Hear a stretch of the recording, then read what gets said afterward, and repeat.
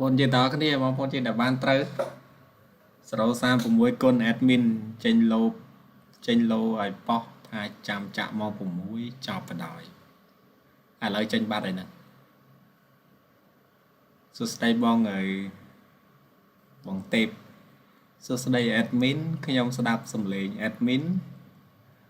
អីក៏ពិរោះម្លេះលងហើយ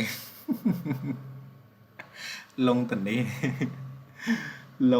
ងនៅណាបងលងនៅក្នុងបេះដូងមែនហ្នឹងហើយបងប្អូនយើងដល់គ្នាចឹងសម្រាប់ពុកម៉ែបងប្អូនយើងដែលបានត្រូវគេមានសូមចូលរួមត្រេកអរផងណាហើយបងប្អូនយើងដែលខុសក៏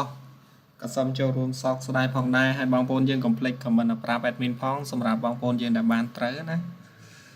អាយ៉ាបងសំណាងឯនេះត្រូវឆ្នោត36បាន2ប៉ោះពេញអីកូនអីបងសំណាងលើហេងនេះសំណាងដូចឈ្មោះឯឥឡូវបាត់មកយូរឥឡូវត្រូវឆ្នោតអីណា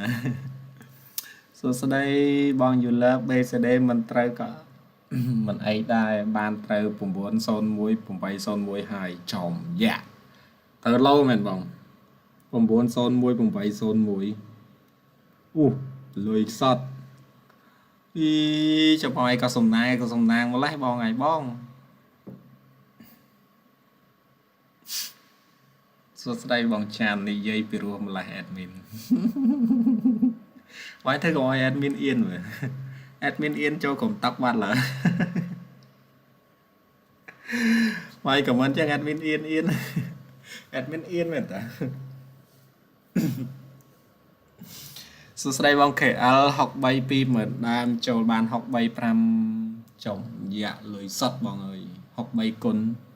នេះបើសិនចេញ63មែនគ្រប់ទឹកបងឯង 20000ដើមនេះតែចូលបាន63គុណបាន 5000ដើមវិញបងអើយចូលរួមត្រេកអរផងបងណាបង KL បងពសចូលបាន360គុណបាន2